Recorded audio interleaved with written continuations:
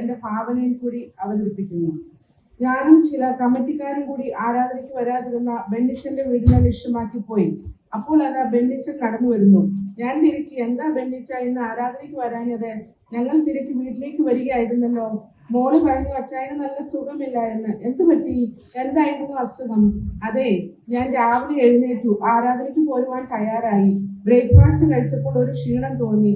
പിന്നെ അല്പം ഷുഗറും പ്രഷറും ഒക്കെ ഉണ്ടല്ലോ. ക്ഷീണം മാറിയിട്ട് വരാമെന്ന് കരുതി ഞാൻ ഒന്ന് കിടന്നു. ഉണർന്നപ്പോഴേക്കും സഭായോഗം കഴിഞ്ഞു. ഇപ്പോൾ പിന്നെ എങ്ങോട്ടാ പോകുന്നേ? കയ്യിൽ വലിയ സഞ്ചിയും ഉണ്ടല്ലോ. ഞാൻ ചോദിച്ചു. ഓ, എന്തോ പറയാനാ, മാർക്കറ്റ് വരെ പോവുക. നാളെ പബ്ലിക് ഹോളിഡേ ആണല്ലോ, ജോലിക്കും പോകണ്ട. കുറച്ച് ഇറച്ചിയും മീനും ഒക്കെ മേടിക്കാൻ പോവുക. കൊള്ളാം, ഇങ്ങനെയുള്ള കാര്യങ്ങൾ വരുമ്പോൾ ക്ഷീണമൊന്നും ഇല്ല അല്ലേ ബെന്നിച്ച? ഞങ്ങളുടെ കൂടെയുള്ള ഒരാൾ ചോദിച്ചു. പിന്നെ ഞാനല്ലാതെ വേറെ വല്ലവരും ഉണ്ടോ വീട്ടിൽ? നിങ്ങൾ വന്ന് ഇതൊക്കെ ചെയ്യുമോ? ഞങ്ങൾ പിന്നെ ഒന്നും പറയാതെ സ്റ്റീഫന്റെ വീട്ടിനെ ലക്ഷ്യമാക്കി പോയി. സ്റ്റീഫന്റെ വീട്ടിൽ വലിയ ശബ്ദം ടിവിയിൽ സിനിമ കാണുകയാണ്. ഞങ്ങളെ കണ്ടത് ഒന്ന് പരുങ്ങി. പെട്ടെന്ന് TV ഓഫ് ആക്കി. 2 ആഴ്ചയായല്ലോ സ്റ്റീഫ, ചർച്ചിലൊന്നും കാണുന്നില്ലല്ലോ. ആഹാ, സഭയിലെ പാസ്റ്ററുടെയും കമ്മിറ്റിക്കാരുടെയും ചുമതല എന്താണ്? നമ്മുടെ സഭയിൽ എന്നെയും കുടുംബത്തെയും അന്വേഷിക്കാൻ ആരെങ്കിലും ഉണ്ടോ എന്ന് അറിയാൻ തന്നെയാണ് ഞങ്ങൾ വരാതിരുന്നത്. മകളും ഭാര്യയും വരാൻ തുടങ്ങിയതാണ്. ഞാൻ വിട്ടില്ല. ഈ ഞായറാഴ്ച കൂടി നിങ്ങൾ അന്വേഷിച്ച് വന്നില്ലായിരുന്നെങ്കിൽ പിന്നെ ആ ചർച്ചിലേക്ക് ഞങ്ങൾ വരികയില്ലായിരുന്നു. വേറെ എത്ര ചർച്ചുകൾ ഇവിടെയുണ്ട്. എന്റെ പപ്പ ഈ സഭയിലെ സെക്രട്ടറി ആയിരുന്നപ്പോൾ ഒരു യോഗത്തിന് ആരെങ്കിലും വരാതിരുന്നാൽ വീട്ടിൽ ചെന്ന് ആ സഹോദരനെ കൂട്ടിക്കൊണ്ട് വരുമായിരുന്നു. ഇപ്പോൾ നിങ്ങളെ കുറെ പേരെ ആക്കി വച്ചിരിക്കുന്നു. ഞങ്ങൾ കുറ്റബോധത്തോടെ സ്റ്റീഫനോട് പറഞ്ഞു. ഇത്രയും വചന പരിജ്ഞാനം സ്റ്റീഫന് ലഭിച്ചെന്ന് ഞങ്ങൾ അറിഞ്ഞില്ല. ഏതായാലും അടുത്ത ഞായറാഴ്ച എല്ലാവരും കൂടി സഭായോഗത്തിന് വരണം. നേരത്തെ വന്ന് അന്വേഷിക്കാഞ്ഞതിൽ ക്ഷമ ചോദിക്കുന്നു. പിന്നെ ഞങ്ങൾ ഗ്രേസി സിസ്റ്ററിന്റെ വീട്ടിലേക്കാണ് പോയത്. അവരുടെ ഹസ്ബൻഡ് ഗൾഫിലാണ്. ഞങ്ങൾ ചെന്നപ്പോൾ അവർ നല്ല ഉറക്കത്തിലായിരുന്നു. എന്താ സിസ്റ്റർ, 2 മാസമായല്ലോ ആരാധനയ്ക്ക് വന്നിട്ട്? എന്ത് പറ്റി? ഞാൻ വരാഞ്ഞതേ വെറുതെ അല്ല, പല കാരണങ്ങളുണ്ട്. പാസ്റ്ററുടെ വൈഫ് എല്ലാവരോടും വർത്തമാനം പറയും. എന്നോട് മാത്രം മിണ്ടാൻ അവർക്ക് വലിയ രമയാണ്. പിന്നെ ചർച്ചിലെ ഷീല സിസ്റ്ററും മീന സിസ്റ്ററും എന്നെ നോക്കി എന്തോ അടക്കം പറഞ്ഞു ചിരിക്കുകയായിരുന്നു. ഒരു ദിവസം ഞാൻ മാർക്കറ്റിൽ പോയപ്പോൾ എൽസി മാമയെ കണ്ടു. അവരും എന്നോടൊന്നും മിണ്ടിയില്ല. അപ്പോൾ സിസ്റ്റർ എന്താ അമ്മാമ്മയോടൊന്നും മിണ്ടാതെന്ന് ഞങ്ങൾ ചോദിച്ചു. അതോ അവർ എന്നേക്കാൾ മൂത്തതല്ലേ? പിന്നെ എന്റെ സ്റ്റാറ്റസ് ഒക്കെ നോക്കണ്ടേ?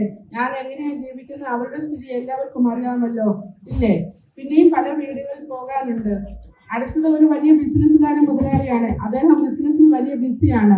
ഞായറാഴ്ച പോലും വീട്ടിലിരിക്കാൻ സമയമില്ല. പിന്നെ ആ ചർച്ചിൽ വരുന്നത്. അടുത്ത വീട്ടിൽ ചെന്നപ്പോൾ എന്റെ മകൻ കുടുംബമായി അമേരിക്കയിൽ നിന്നും വന്നു. എയർപോർട്ടിൽ പോയി ക്ഷീണം, അതാണ് വരാതിരുന്നത്. പിന്നെ അടുത്ത സൺഡേയിലും വരത്തില്ല. എന്റെ മകളും കുടുംബവും കാനഡയിൽ നിന്ന് വരുന്നു. ഞാൻ വിചാരിച്ചു ഈ യോഗമുടക്കിൽ ഇന്ത്യയിൽ മാത്രമാണ് ഉള്ളതെന്ന്. എന്നാൽ ഞാൻ കുറച്ചു നാൾ വിദേശത്തായിരുന്നപ്പോൾ അവിടെയും ഈ കൂട്ടരുണ്ടെന്ന് മനസ്സിലായി. എബി സ്നാനപ്പെട്ടിട്ട് 3 മാസമേ ആയുള്ളൂ. സ്നാനപ്പെട്ടതിന് ശേഷം വിവാഹത്തിനായി നാട്ടിൽ പോയ എബി തിരിച്ചു വരാതിരുന്നതിന് ശേഷം സ്നാനപ്പെട്ടതിന് ശേഷം വിവാഹത്തിനായി നാട്ടിൽ പോയ എബി തിരിച്ചു വന്നതിന് ശേഷം സഭായോഗത്തിന് വരാതായി. ഫോൺ ചെയ്താൽ എടുക്കാറില്ല. ഒരു ദിവസം യാദൃശ്ചികമായി വോൾമാർട്ടിൽ വെച്ച് ഞാൻ കണ്ടപ്പോൾ ചോദിച്ചു, എന്താ എബി ചർച്ചിൽ വരാഞ്ഞത്? അത് ഞാൻ വിവാഹം കഴിക്കാൻ വേണ്ടി സ്നാനപ്പെട്ടതായിരുന്നു. എനിക്ക് ഇനി അങ്ങോട്ട് വരാൻ താല്പര്യമില്ല. റേച്ചൽ ചർച്ചിൽ സ്ഥിരമായി വന്നുകൊണ്ടിരുന്ന ഒരു സഹോദരിയായിരുന്നു. നാളുകളായി ജോലി ഇല്ലായിരുന്നതുകൊണ്ട് ഞങ്ങൾ സഭയായി റേച്ചലിന് വേണ്ടി ഉപവസിച്ച് പ്രാർത്ഥിച്ചു. ദൈവം പ്രാർത്ഥന കേട്ട് റേച്ചലിന് മറ്റുള്ളവരെക്കാൾ നല്ലൊരു ജോലി കൊടുത്തു. ജോലി കിട്ടിക്കഴിഞ്ഞപ്പോൾ റേച്ചലിനെ സഭായോഗത്തിന് കാണാതായി. ഞാൻ വിളിച്ചു ചോദിച്ചപ്പോഴാണ് പറഞ്ഞത്, ആകപ്പാടെ ഒരു സൺഡേ ആണ് അവധി കിട്ടുന്നത്. അന്ന് വീട്ടിലെ പണികളെല്ലാം തന്നെ ചെയ്യുവാൻ എനിക്ക് സമയം കിട്ടുന്നില്ല. നോക്കട്ടെ, സമയം കിട്ടുന്നതനുസരിച്ച് തീർച്ചയായും ഞാൻ വരാം. ടോമിച്ചൻ സഭയിലെ മറ്റു കാര്യങ്ങൾക്കെല്ലാം വളരെ ആക്റ്റീവാണ്. എന്നാൽ ചില സൺഡേകളിൽ ടോമിച്ചിനെ ആരാധനയ്ക്ക് കാണാറില്ല. ടോമിച്ചിനോട് ഞാൻ തിരക്കിയപ്പോൾ, അതെ, ഞായറാഴ്ച ജോലി ചെയ്താൽ ഇരട്ടി ശമ്പളം കിട്ടും. അതുകൊണ്ട് ജോലിയില്ലാത്ത ഞായറാഴ്ചകൾ ഞാൻ തീർച്ചയായും വരാം.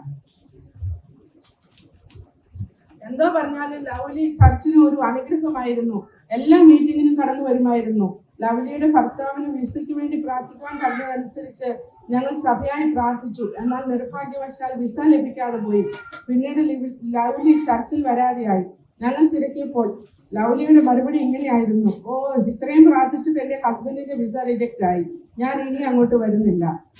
3 ആഴ്ചയായി ചർച്ചിൽ വരാൻ നിൽക്കുന്ന ഫെബിനോട് ഞാൻ പറഞ്ഞു, അടുത്ത സൺഡേയിൽ ആരാധനയ്ക്ക് മുൻപ് ബാർബിക്യൂ ഉണ്ട്. ഫെബിന്റെ മറുപടി ഇപ്രകാരമായിരുന്നു: എന്നാൽ ഞാൻ തീർച്ചയായിട്ടും വരാം.